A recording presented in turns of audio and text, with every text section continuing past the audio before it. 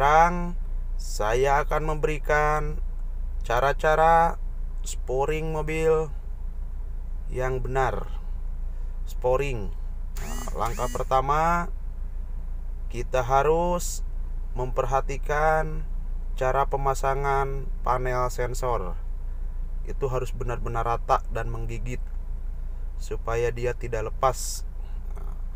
Dan perhatikan juga arah kompas harus benar-benar pas atau lurus supaya dia bisa ngebaca dengan sensor yang di CPU atau bagian atas, karena ini posisi di bagian roda untuk sensornya. Satu persatu kita pasangkan sensor-sensor yang di roda, dari yang depan sampai yang belakang. Pokoknya empat-empatnya harus kita pasangkan secara pas dan jangan sampai miring, karena kalau miring tidak akan kebaca. Sesudah memasangkan itu, kita usahakan harus mengunci setir di posisi lurus. Untuk pedal rem jangan lupa harus dikunci juga supaya mobil tidak bergerak saat disetel. Sekarang kita langsung ke penyetelan yang ada di komponen bawah. Kebetulan saya lagi sporing untuk mobil Honda Mobilio. Untuk Honda Mobilio yang bisa disetel hanya bagian two-in kalau bahasa bengkelnya itu setel terot. Karena memang di sini tidak ada setelan camber ataupun setelan caster.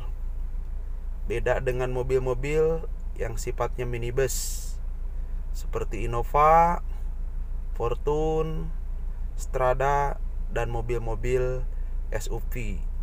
Kalau untuk mobil sedan, kebanyakan dia hanya ada setelan two-in.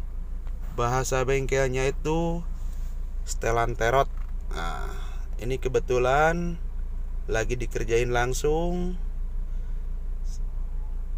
sambil melihat setelannya pas atau belum. Ini udah mendekati, diusahakan ini warnanya hijau semua bagian atas. Berarti kalau udah hijau, setelannya udah mendekati. Tinggal kita menyetel jarak 0 per sekian. Diimbangkan. Di sini setelannya harus benar-benar pas. Karena kalau tidak pas, kemungkinan besar ban akan terkikis sebelah luar atau sebelah dalam, dan mobil pun tidak akan stabil. Fungsi sporing ini untuk menstabilkan setir supaya di saat mobil itu jalan, kita mengemudi, satu, setir tidak miring. Kedua, di saat kita meluruskan setir, mobil tidak akan lari ke kiri ataupun ke kanan. Itu untuk fungsi sporing. Dan yang pasti kondisi ban pun akan lebih awet.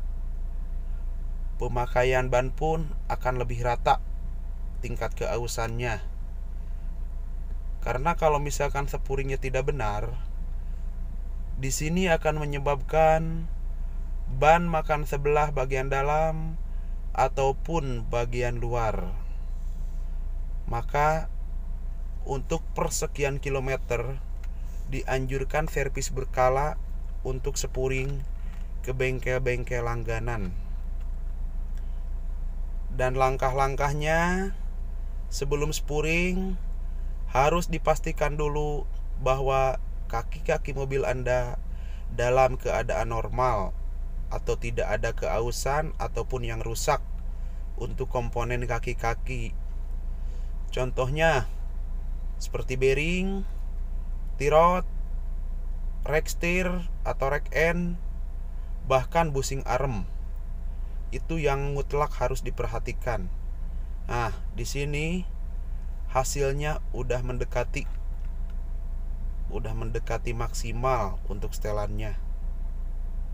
Nah, di sini kita perhatikan karena memang sensitif, harus benar-benar pelan untuk menyetel posisi two-in itu ataupun posisi terot itu sendiri. Nah, di sini harus benar-benar diperhatikan. Nah, ini melakukan proses rollback, reset dari awal. Nah, panahnya itu harus benar-benar pas di posisi tengah, dan setir kemudi pun harus di tengah. Nah, ini kita coba mainkan ke kiri dan ke kanan. Ini namanya proses rollback kalau bahasa bengkelnya, supaya benar-benar akurat, ngepas. Karena setelan ini beda sedikit pun north per sekian derajat, itu akan benar-benar berpengaruh ke mobil itu sendiri. Nah, di sini saya lagi praktek untuk mobil Honda Mobilio dengan keluhan ban makan sebelah dalam dan setir pun agak sedikit miring ke kiri.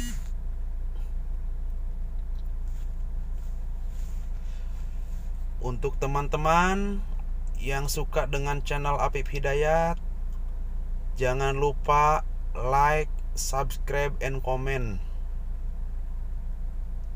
Karena dengan subscribe akan membuat saya tambah semangat untuk membuat konten-konten yang lebih berarti dan bermanfaat untuk semuanya.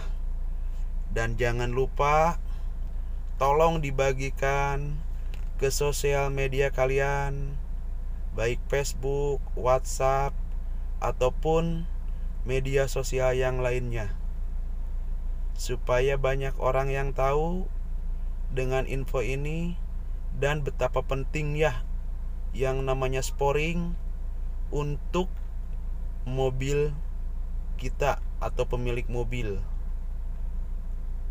Jangan dianggap enteng, masalah sporing benar-benar harus diperhatikan. Nah, di sini jarumnya udah mendekati arah panahnya, udah benar-benar mendekati posisi presisi 0,11 dan 0,22 untuk bagian atas. Nah, sekarang kita rollback ulang. Nah, posisinya udah benar-benar pas. Panahnya udah menunjukkan ke tengah. Nah, kita rollback ulang di sini secara pelan-pelan ke kiri dan ke kanan. Nah, supaya jarum panahnya benar-benar berada di posisi tengah. Untuk sporing ini kebetulan saya menggunakan produk sporing merek Hunter Eagle, versi agak lumayan lama, tapi keakurasiannya boleh diandalkan. Jarang ada yang komplain setelah disepuring dengan ini, hasilnya lebih akurat.